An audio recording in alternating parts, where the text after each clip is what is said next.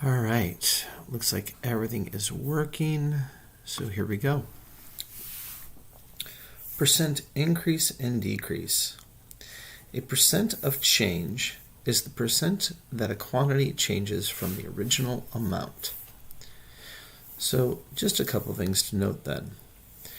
We need to we'll need to find what our original amount is, and we'll need to find out what the change is, and we're usually finding a percent of change or applying a percent of change in these problems. So we'll see what that looks like.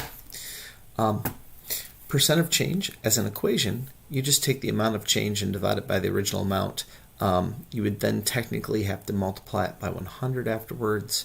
All of this is a little vague, and a little haphazard. So what I typically do is I typically show my students the organizer.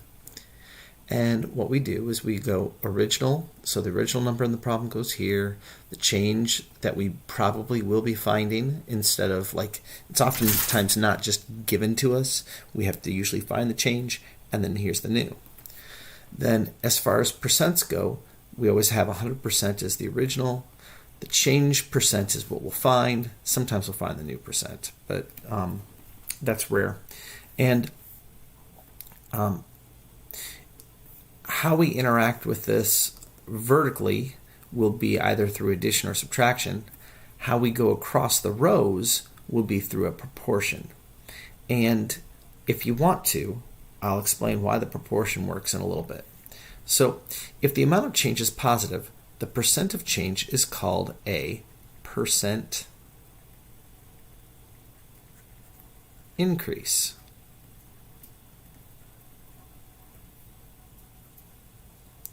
If the amount of change is negative, the percent of change is called a percent decrease. An easy way to lose points on a test is to not label your answer with the word increase or decrease.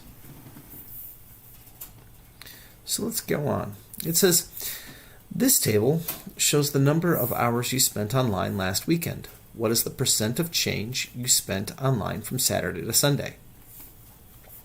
So notice how it says we're going from Saturday to Sunday, meaning Saturday is our original and Sunday is the new. So I'm going to come over here and I'm going to draw my little diagram. Now, eventually I won't write anything up on top, but I'm going to write things, the number sign up on top and the percent sign up on top so that we can all remember what we're doing. Instead of the word original, I'll write O. Instead of the word change, I'll write C. And instead of the word new, I'll write N. And then remember, your original is always 100%. So what we look, Saturday was 2. We don't know the change yet, but we know that the new is 4.5.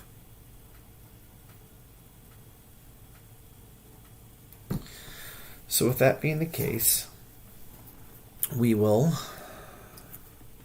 find our change, because it says that we want the percent of change. So we'll find our change. So we go 4.5 minus 2, which is 2.5. So there was a 2.5 hour change online. Now, if you stop and look at this, we know that going from 2 to 4.5 is an increase. So I'm going to go ahead and write that out right now so I don't forget, so that I don't lose my points in my problem. Now, we want the percent of change. That would be in this box right here. That's where the percent of change would go. So what we're going to do is we're going to go 2 over 2.5 equals 100 over x. You could use C, you could use N. I'm just using x because it's late and I'm tired, and yeah, I just went with x right away. I might not use x in some other problems, but here we go. So now we cross multiply. 2 times x is 2x. 2.5 times 100 is 250. And then we divide both sides by 2 to undo multiplication. And x is 125 I didn't even need the calculator for that. Okay, so what we have is we have a 125% increase.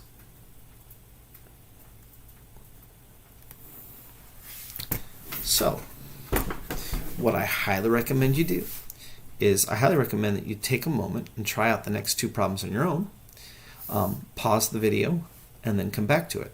But I'm going to keep going in 5, 4, 3, 2, 1. Okay. So 10 inches is our original. 25 inches is our new. So again, we're dealing with original, change, and new. Original is 100%, and original is also 10. Our new is 25, and so to find our change, we're going to go 25 minus 10, and that's 15. And to go from 10 to 25, this is an increase. So I'll put the 15 in here, and I want the percent change. It says round to the nearest tenth, that's one decimal place. And so we go 10 over 15 equals 100 over, I'll just use C this time. So we cross multiply. 10C equals 1500. Divide both sides by 10, and C equals 150%.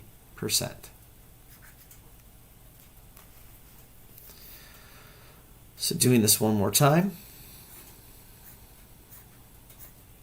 Original, change, new. We've got an original number of people, 57. We've got a new number of people, 65. We've got 100 right here. To go from 57 to 65, we know is an increase. So I'll throw that word right down there, increase. And then we go 65 minus 57. Have to borrow. And that gives us 8, because 15 minus 7 is 8.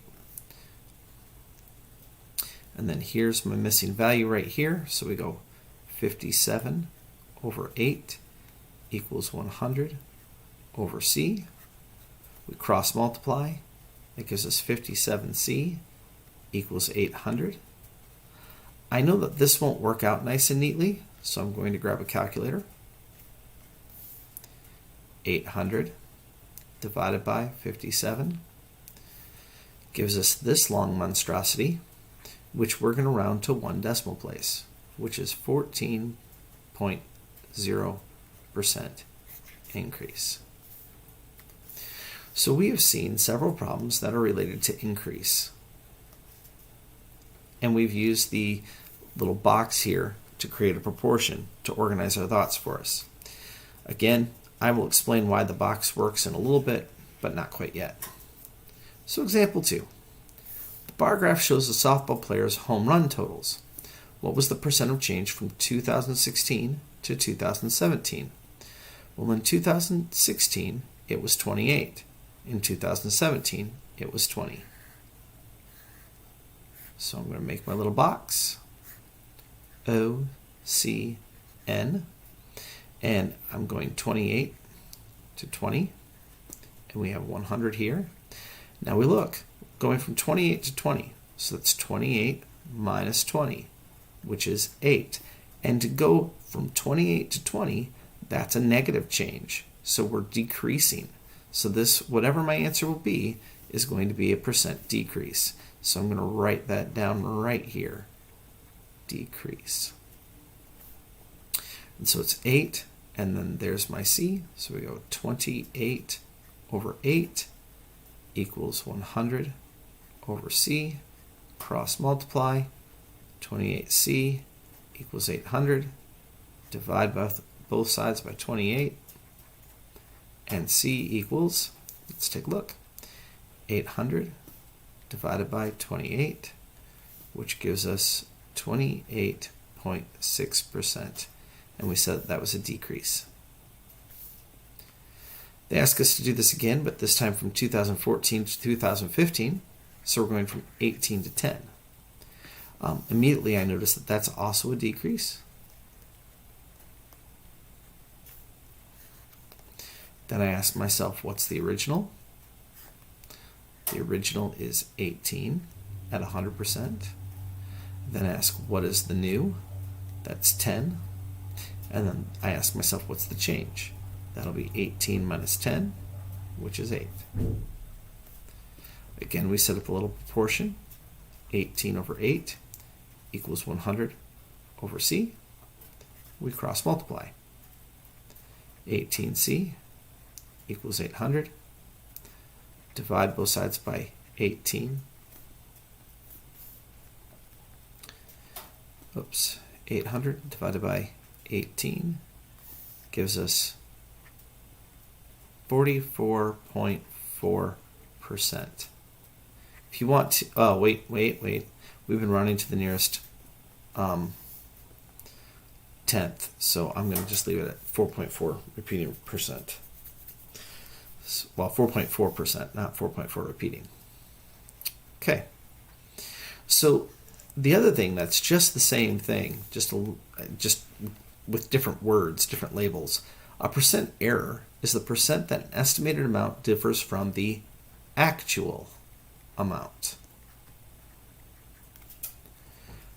Sometimes we might want to think about it as the target. So again, if you notice, amount of error, percent error is the amount of error divided by the actual amount, and then you would times by 100 at the end because you're getting a percent. So there's a little box over here that kind of goes along with original, change, and new, but it's actual, error, and estimate. So when I go to look at this problem down here, it says you fill bags with about 16 ounces of homemade dog treats. Well, this right here is our target. That's what we're trying to aim at. The acceptable percent error when filling a bag is 5%. Tell whether each bag is acceptable. So this 5%, this is a check value. This is what we're going to say yes or no by, because really this is a yes or no question. Tell whether each bag is acceptable. So here we go.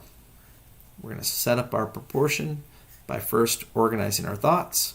We've got actual, error, and estimate. So our actual is 16. That's what we want to aim for. Our estimate is 15 ounces. We put 15 ounces in and we're saying, hey, what's the error on that? Well, 16 minus 15 is, of course, 1. We want to find the percent error, which is right there. Also, going from 16 to 15 is a decrease, but that doesn't matter in this problem.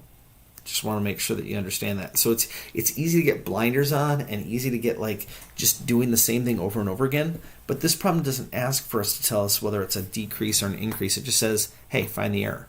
So we go 16 over 1 equals 100 over x. And we cross multiply, giving us 16x equals 100. And then we divide both sides by 16. And so x, 100 divided by 16, gives us 6.25% error. Now when we compare that to 5% error, we see that that's too big, so this is not acceptable.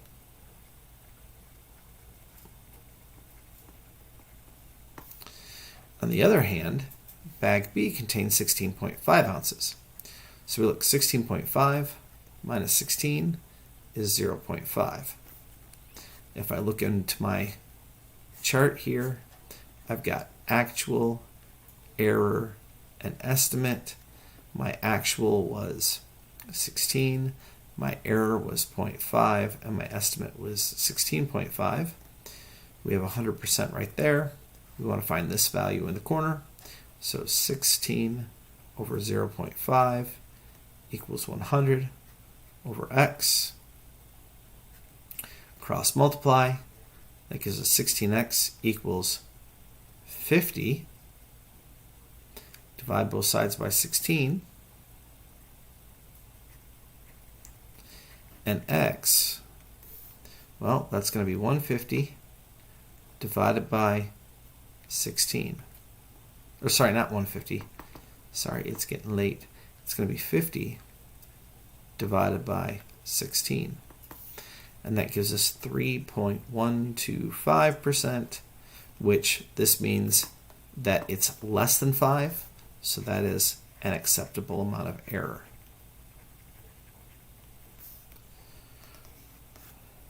The rest of these are practice, which I'm prone to make a video for you to help you out with those as well. But these were your notes. Again, we found percent of increase, percent of decrease, and percent error. All of these you can use a graphic organizer for, and I think that it helps us to solve the problem a little bit more simply than to try to use the formula and possibly get a little lost. All right, thank you.